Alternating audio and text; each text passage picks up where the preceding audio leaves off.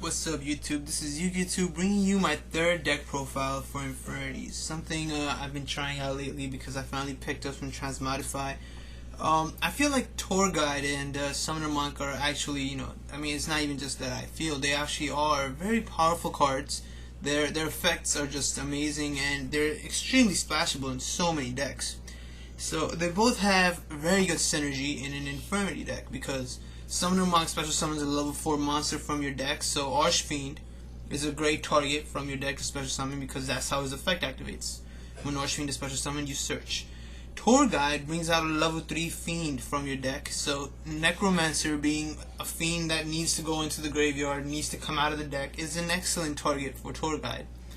My build consists basically of an Armageddon Knight, Dark Grepher, 1 Infernity Archer, 3 Archfiends, an Avenger, 1 Mirage, 2 Necromancers, 2 Stygian Street Patrols, 1 Monk, 1 Tour Guide. The basic spell cards, I just run 1 Instant Fusion though. I main the Mind Control and Monster Gate, I like them. Triple MST, and I main 2 Transmodify because I feel personally that 3 is too many and 1 you might not draw.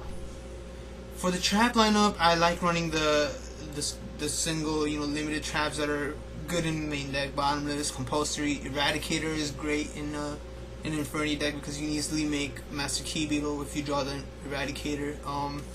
The 1 Warning, and then I run the playset of Break and Barrier, and I like having 2 Hall of the Haunteds in the deck. For the side deck, we have 1 Defissure, 2 Night Beams, a Twister, 2 Black Horn of the Heaven, 2 Deck Devastation Virus, 2 Golden Match, 2 Heavy Slump, 1 Macro, 1 Soul Drain, and a single Starlight Road. My side deck is usually the same for all my Infernity decks, and this is a new basically side that I've had for most of my decks. I like having Defissure and Macro because once I go off, I can activate them. They don't affect me anymore. Macro almost entirely ruins a lot of decks, like the Fire Fists can't send their spell cards to the graveyard. Obviously you won't have any trouble against what's the decks, Mermills, Dark Worlds, stuff like that. For the same reason I also run a Soul Drain.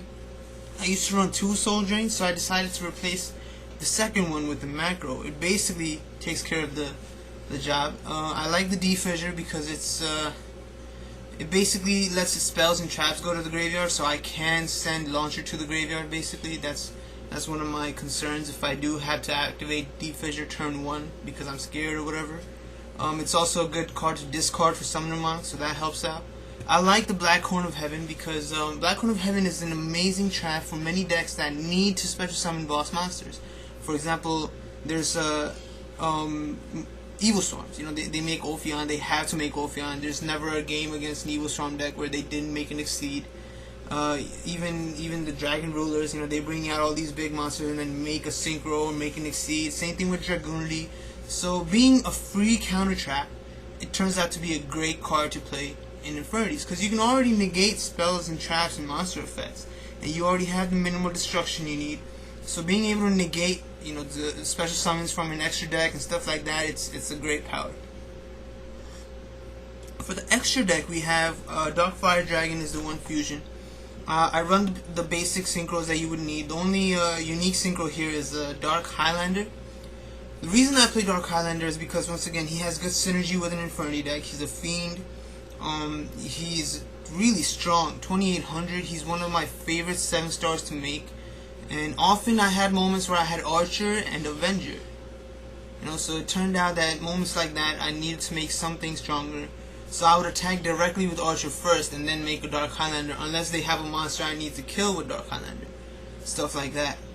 He also has an amazing set of effects. His first effect basically says that neither player can synchro summon, so you have to make sure you make everything else you want before you make him.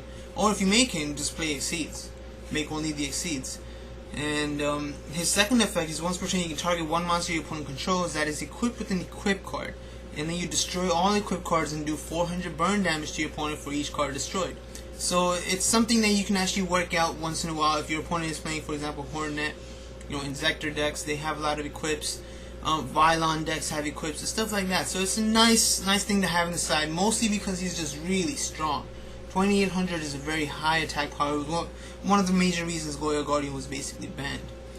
So for the Exceeds, I have 1 Direwolf, 1 Gaga Cowboy, a Lava Chain, Levier, Master Key Beetle, and the Zen Mains. The Zen Mains is only there mostly because I might open up with a tour guide and not have many plays, so I'll just make the Zen Mains install as much as I can. Mostly the tour guide leads into a Levier because I can remove from play any of the Infernity monsters with Infernity Break or Allure of Darkness. A lot of times I open up with an Allure of Darkness tour guide and Archfiend. I'll just allure and remove from play the Archfiend. Instantly make a Levier. You know, that's a nice play. I might be looking into running Gold Swords later on in another build where I main 2 tour guides and transmodifies. It's really fun to, you know, instantly remove from play Archfiend from your deck and special summon it with Levier. You go pretty plus. One of the major things in this build is that I run 2 Necromancers instead of running 3 Necromancers and removing the Archer. Archer, as I've mentioned before, is an amazing Infernity monster for an Infernity deck. He almost never clogs, and he's easy to get rid of because you can tribute summon him with any one monster you want to tribute, or you can special summon him with Stygian Street Patrol because he is a fiend. What really happens is more often you'll have a Monk clogging you than you have Archer clogging you. Especially when I ran 2 Monks, because the problem with Monk is he's a spellcaster, and you can't summon Monk from your hand using Summon Monk's own effect.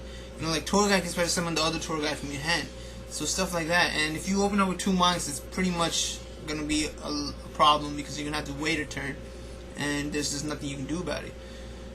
Archer is also very good for OTKs. If your opponent has anywhere 2,000 or less life points left, you just special summon Archer and attack the game directly. You know, it's a wrap. Being able to attack directly with 2,000 is a beautiful thing because he's one of the strongest direct attackers in the game.